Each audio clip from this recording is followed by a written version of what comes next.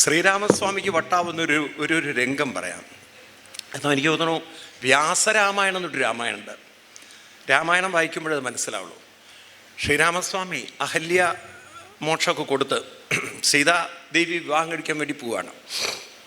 അപ്പം അവർക്ക് ഗംഗ കടക്കണം. അപ്പം ഗംഗ കടക്കാൻ വേണ്ടി തോണിയിൽ കാല് വയ്ക്കാൻ നേരത്ത് തോണിക്കാരൻ, നിങ്ങൾ ഈ കഥ കേട്ടിട്ടുണ്ടോ അറിയില്ല, തോണിക്കാരൻ രാമനെ തോണി കയറാൻ സമ്മതിച്ചില്ല.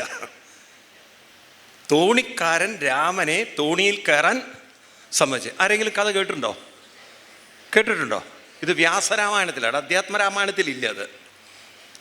അപ്പം തോണിക്കാരൻ കയറാൻ സമ്മതിച്ചില്ല. എന്താ സമ്മതിക്കാതിരുന്നതിന് കാരണം? ക്ഷാളയാമി തവ പാദപങ്കജം ദാരുഷവോ അന്തരം കിം. രാമ, ഞാൻ അങ്ങയുടെ കാലൊന്ന് കഴുകട്ടെ. ക്ഷാളയാമി തവ പാദപങ്കജം ദാരുഷവോ. ഈ എന്താണ്, അങ്ങ് കല്ലും മരവും തമ്മിൽ, മരത്തിൻ്റെ തോണിയും തമ്മിൽ എന്താ വ്യത്യാസം? എന്ത് വ്യത്യാസമാണ് രാമ? രാമനൊന്നും മനസ്സിലാവില്ല.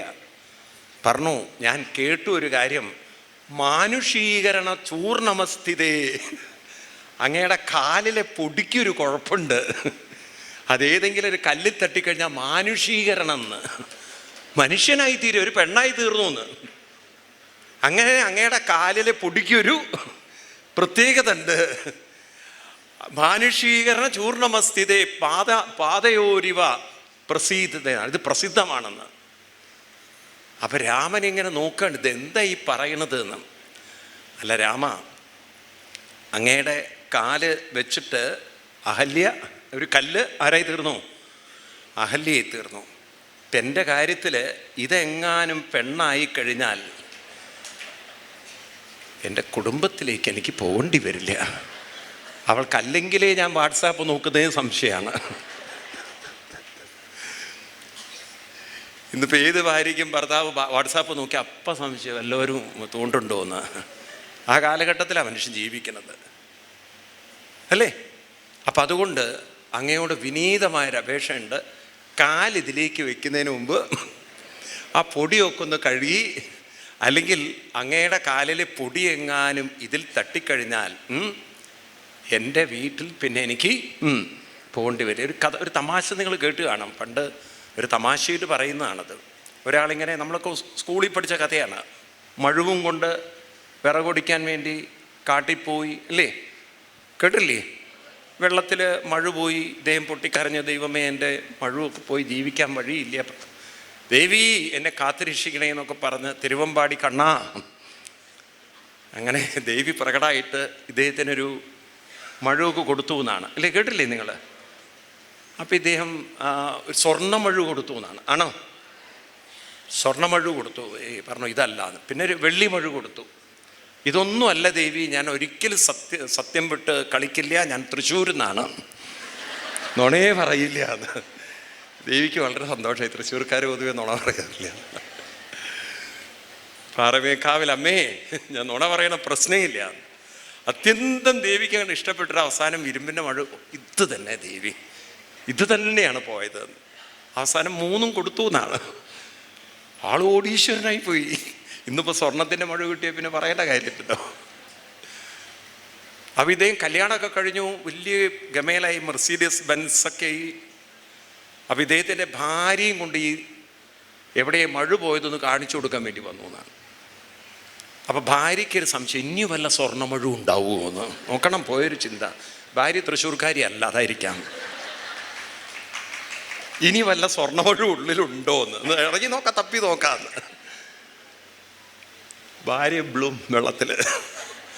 ഭാര്യ പോയി, നല്ല ആഴണ്ടായിരുന്നു. അദ്ദേഹം അവിടുന്ന് വീണ്ടും, പാറമേക്കാവ് ദേവി അനുഗ്രഹിക്കണേ. നേരത്തെ മഴുവാണ് പോയത്, ഇപ്പം ഭാര്യയാണ് പോയത്. മലയാളി ആയതുകൊണ്ട് എനിക്കൊരു സംശയമുണ്ട് അയാൾ അവിടെ നിന്നു എന്നുള്ളത്. ചിലപ്പോൾ അതൊക്കെ നോക്കി പോകുന്നവരും ഉണ്ട്. എന്തായാലും ഈ മനുഷ്യൻ സത്യസന്ധനായ, ഞാൻ വല്ല തൃശ്ശൂർകാരനാണ്, അവിടെ നിന്നു.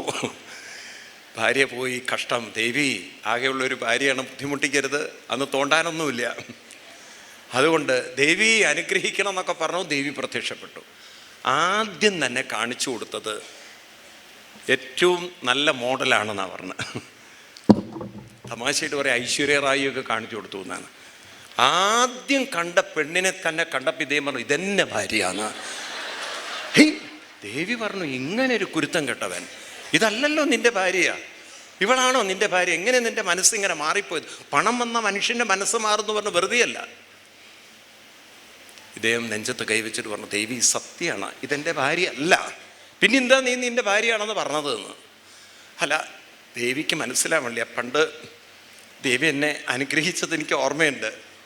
ഇതല്ല എൻ്റെ ഭാര്യ എന്ന് പറഞ്ഞാൽ വേറൊരു പെണ്ണിനെയും കൂടി കൊണ്ട് കാണിക്കും. അതുമല്ല എന്ന് ഞാൻ പറയും. അവസാനം എൻ്റെ ഒറിജിനൽ ഭാര്യ ശാരദയെ കൊണ്ട് കാണിക്കും. ഇതാണോ? ഇത് തന്നെയെന്ന് പറയും. ഭക്ത ഞാൻ പ്രീതനായിരിക്കുന്നത് ആ മൂന്നും കൊണ്ടുപോയിക്കൊള്ളൂ. മഴുവിൻ്റെ കാര്യത്തിൽ ഓക്കെ, മഴുവിൻ്റെ കാര്യത്തിൽ ഓക്കെ. 3 പെണ്ണിനും കൂടെ എനിക്ക് തന്നു കഴിഞ്ഞാൽ പിന്നെ എൻ്റെ കുടുംബത്തിലിരിക്കാൻ പറ്റും എനിക്ക്. അതുകൊണ്ട് ഒഴിവാക്കാൻ വേണ്ടിയിട്ടാണ് ആദ്യത്തത് തന്നെ മതി എന്ന് പറഞ്ഞത്. അല്ല ദേവി എന്നെ തെറ്റിദ്ധരിക്കരുത് എന്ന് പറഞ്ഞ പോലെ ഇവിടെ ആ രസികത്വം, ജീവിതത്തിൽ ആ രസികത്വം നിലനിർത്തിക്കൊണ്ട്, മനസ്സിലായില്ലേ, ജീവിതത്തെ മുന്നോട്ട് നയിക്കാനുള്ള ഒരു ഊർജ്ജശക്തി നമ്മുടെ ഉള്ളിൽ വീണ്ടും വീണ്ടും ഉണർത്തുക. അപ്പം അതിനാണ് ഞാൻ ഭാഗവതം കേൾക്കാൻ വന്നത്. ചുരുക്കി പറഞ്ഞാൽ എന്തിനാ ഭാഗവതം കേൾക്കാൻ വന്നത്? ചിന്തകളെ തിരിച്ചുവിടാനുള്ള നല്ല കാര്യങ്ങൾ എൻ്റെ ഉള്ളിൽ ഉറപ്പിച്ചു വെക്കണം. മറ്റുള്ളവരുടെയും ചിന്തകളെ ഞാൻ നയിക്കാനുള്ള കാര്യങ്ങൾ എൻ്റെ ഉള്ളിൽ ഉയർത്തണം, അല്ലെങ്കിൽ കൊണ്ടു നടക്കണം. വേണോ വേണ്ടയോ? ഈ ഒരു തീരുമാനം എടുത്തുകൊണ്ട് നമ്മൾ ഭാഗവതം കേൾക്കുമ്പോൾ നമ്മളിലൊരു പരീക്ഷത്തുണരും. എത്രയെത്ര തക്ഷകന്മാർ എത്രയെത്ര പണിയെടുത്താലും നമ്മളെ ഒന്ന് തളർത്താൻ പോലും സാധിക്കില്ല. ഭാഗവതത്തിൽ അനവധി വരികളുണ്ട്, ഇഷ്ടംമാതിരി വരികളുണ്ട്.